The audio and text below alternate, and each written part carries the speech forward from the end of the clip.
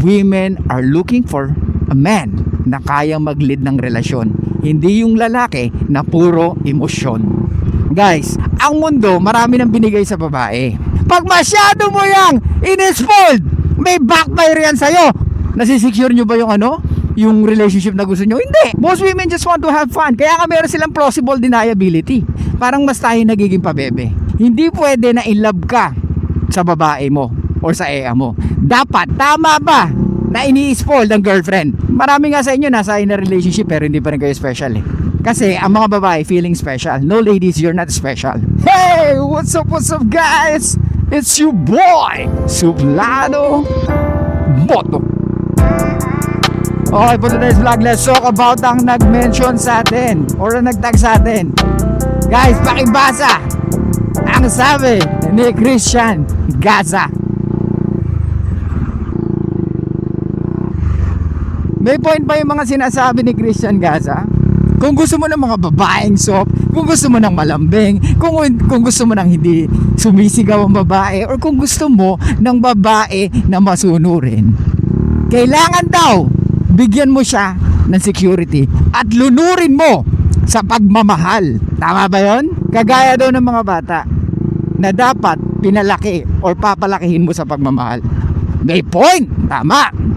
Hanggang kailan ba or hanggang saan ba yung sinasabi natin pagmamahal? Yung security, yes, because women are looking for security. My question is, kailangan ba i-spoil mo yung girlfriend mo? Kailangan ba ibigay mo sa kanya lahat para masabi mo na binubusog mo siya sa pagmamahal? Guys, eto yung sinabi ko sa inyo. Wala kayong makikita na babaeng perpekto kung naniniwala kayo na nag-e-exist to. Wala nag-e-exist na babaeng perpekto. Ano sinabi ko sa vlog ko last time? Saan makakakita ng ideal girlfriend? Or paano mo makikita ang ideal girlfriend? Hindi natin sila makikita. We need to create them. Gets? Ano ibig sabihin nun? Pag may nakilala kang babae na kahit papano pasok sa taste mo, malapit sa gusto mo, then you need to teach them. Okay? They need to follow you. They need to listen to you most of the time. Because at the end of the day, kung gusto niya magiging special siya because you make her special. Kasi ang mga babae feeling special. No ladies, you're not special. Okay? The only time na nagiging special ka pag yung lalaking pumili sa'yo o yung lalaking pinili mo, ginawa kang special. Marami nga sa inyo nasa in a relationship pero hindi pa rin kayo special eh. What? Feeling nyo lang. Kaya guys, tama ba na ini-spoil ng girlfriend? No. Tama ba na binibigay yung security? Yes.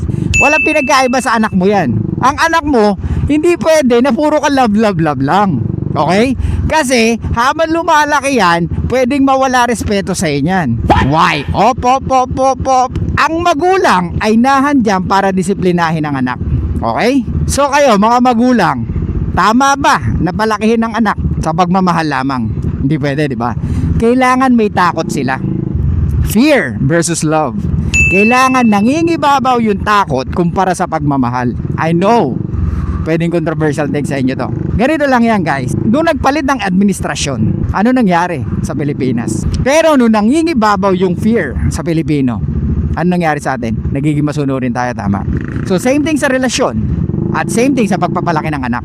Hindi mo kailangan laging bubusugin yung anak mo sa pagmamahal. Dahil baka paglaki niyan, walang respeto sa iyan. I'm not saying all, pero nakikita natin karaniwan na mga batang spoiled, nag-iiba ang ugali paglaki. They think the world, parang may utang sa kanila yung mundo. Ano ba nangyayari sa mga batang spoiled habang lumalaki? Weak. Nagiging weak. Mahina. Emotionally, mentally, and even physically. Why? Kasi nasanay sila na mayroong kakainin kaagad. Nasanay sila na pag may gusto sila, nakukuha agad. Sa mga magulang dyan, there's a difference between love and in love. Okay? You can love your children. Hindi pwede na in love ka sa babae mo or sa ea mo. Dapat siya ang in love sa'yo. Okay? Yes, oo, love mo siya. Because we want intimacy eh. Kahit na sabihin natin na titigas-tigas tayo, we still want intimacy from women. Tama? Pero, hindi pwede magkabaligtad na mas in love tayo kaysa sa kanila. Kasi ano nangyayari? Nawawalan sila ng respeto sa atin or parang inaagawan natin sila ng pwesto. Diba? Mas tayong parang nagiging feminine. Parang mas tayong nagiging pabebe. Parang mas tayong parang nagiging emotional. Which is mali. Dahil tayo ang magdadala ng relationship. Kaya nga pundasyon eh. 'di ba? Lalaki ang pundasyon. Tayo ang pundasyon, kaya kailangan matatag ka. Hindi ka pwedeng mahina.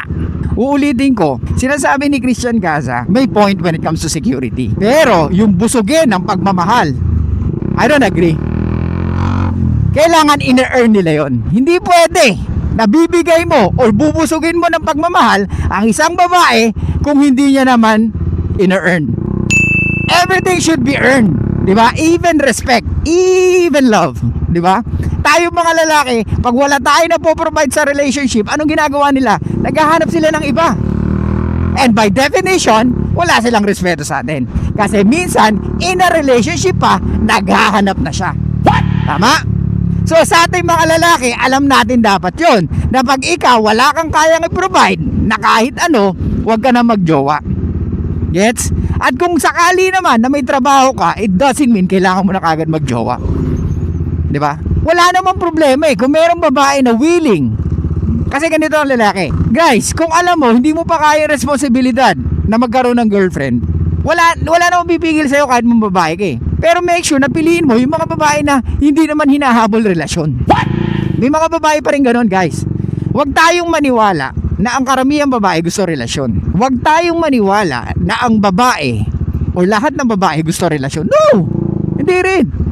Most women just want to have fun. Kaya nga meron silang plausible deniability. Kaya nga hindi nila masabi kung gusto ka talaga nila.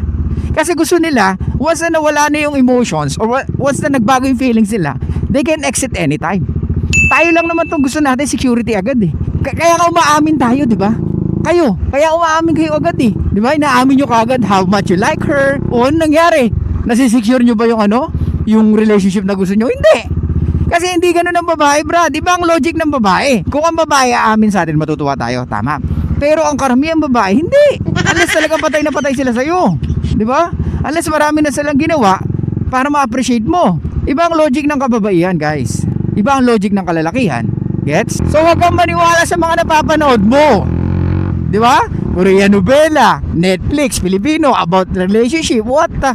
Buti nga kayo kahit pa paano yung mga Filipinos na sa Netflix palabas kahit pa paano medyo realidad eh. Brad, I know the love is always there, okay? Pero uulitin ko, tayong mga lalaki hindi tayo pwedeng ma-in-love ng sobra. We can love our woman, pero hindi tayo pwedeng ma-in-love ng sobra. Okay? So same thing sa pagpapalaki ng anak nyo, na kailangan may disiplina, na kailangan may takot sila.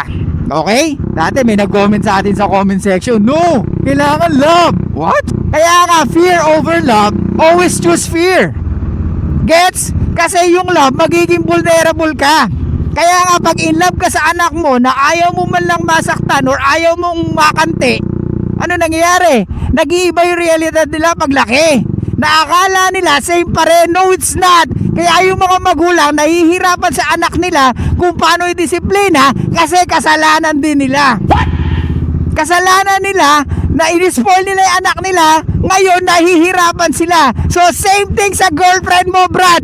Pag masyado mo yang in-spoiled, may backfire yan sa'yo, may balik yan sa'yo. Pwedeng dumating sa point na hindi mo siya madisiplina. Kaya nga kung gusto mo ng babaeng matino, you need to create one. Gusto mo ng ideal girlfriend, you need to create one. Okay? Kaya nandito si Suplado Moto. Segway, adlib, may banat. Guys, alam ko masarap sa pakiramdam. I'm so in love. Yes, totoo. Pero tandaan mo, ang feelings nagbabago. Mamaya pwedeng iba na yung nararamdaman mo. Lalo na pag nainis ka na sa jowa mo. Di ba?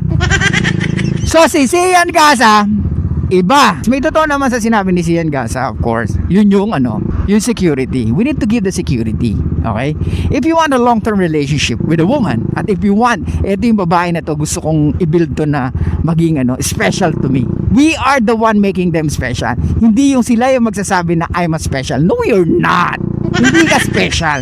You are just an ordinary person, an ordinary adult. At kailangan mo makaintindi na hindi ka special para pagsilbihan ka ng mga lalaki na hindi ka namang kilala. Guys, ang mundo marami nang binigay sa babae. Okay?